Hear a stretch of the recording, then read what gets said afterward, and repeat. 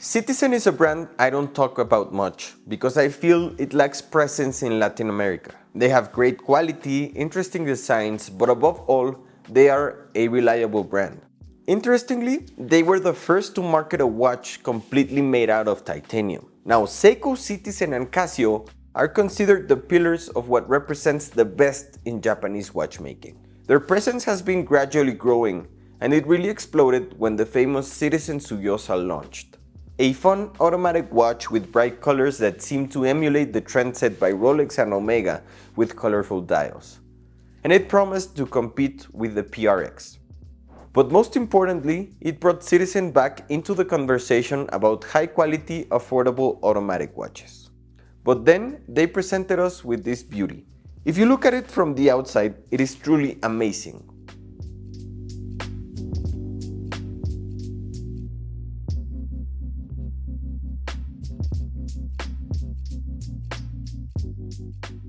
We have a textured dial worthy of a Grand Seiko, a body made entirely out of titanium, but just as they showed us how to craft a spectacular watch, they also gave us a masterclass on how to ruin that design and effort with one small detail. But before we actually dive into the watch, there are many things we need to discuss first. For example, the trend of watches with integrated bracelets, which has grown tremendously in recent years. It seems that if a brand doesn't have a sports watch with an integrated bracelet, it won't see any sales these days, because every brand is releasing something similar to the Royal Oak. Now, I think Citizen has managed to capture the essence of this trend in its watches without falling into absurd copies. Another trend I'm seeing is the texturing of dials. Seiko, Tissot, Mido, all are introducing a certain depth to their watch dials that wasn't there before. And I personally really like it, as it adds a broader perception of quality to the watches. And as you can see, this watch is no exception. We have a texture similar to ice that adds a significant touch of quality. And I genuinely think this is an extremely beautiful watch.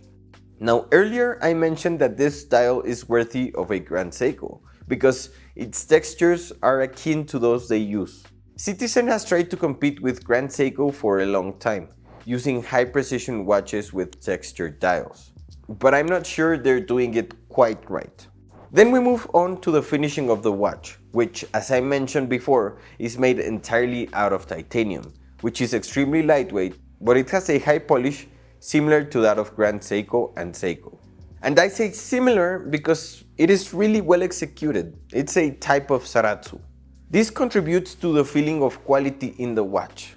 Now let's talk about the bracelet. And here we return to the issues both Citizen and Seiko have, but I think in this case it is more noticeable with Citizen. This watch is by no means cheap, retailing at $500. And for that price, having a bracelet with this kind of clasp feels disappointing because it feels super cheap. Maybe it's a secure and safe clasp, no doubt, but it really does feel cheap. But believe it or not, this isn't the biggest flaw of this watch. However, before we get into that, I believe that the industry and watches must adhere to certain standards. You can't just create high quality watches that are ugly or pretty watches with dubious quality. It's like being unattractive but nice or fun. Those things don't really show up in pictures, so you have to make an effort to look good and presentable, to give that sense that even if you're not attractive, you're trying. But the opposite is also true. If you're unfriendly and unpleasant, no matter how handsome you are, you're going to end up alone, because the interior really matters, and it matters a lot.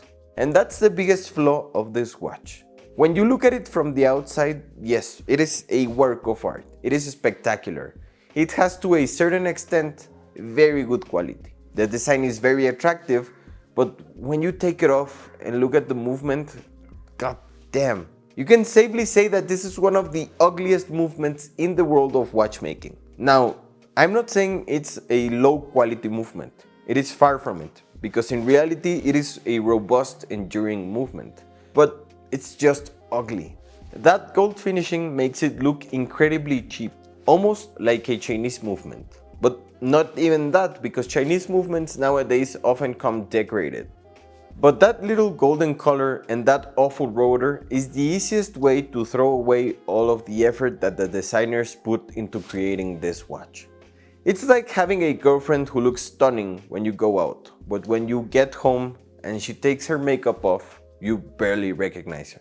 If I ever considered keeping this watch in my collection, this is a deal breaker for me. To wear this watch, I would have to take it off every day without looking at the back. And here come two questions. Miura has a great movement with a skeleton rotor that has a very acceptable decoration. Why not use that movement? They're already doing it with the new Suyosa, so why skimp on that here? Okay, maybe that would raise the cost, although I don't think so. But fine, just put a back cover so you can't see the movement, and voila, problem solved. Because without a doubt, how this movement looks is the worst thing that could have happened to this watch. You're getting excited, you're looking at the watch, you see the dial, you see the titanium, you admire the finishing, and your excitement just keeps on building and building and growing and building. And when you finally get to the movement, better luck next time, guys. Do you see what I mean? This is a little detail that could have easily been changed or avoided, which could have made this watch a home run, but it didn't. And I think Citizen really dropped the ball here.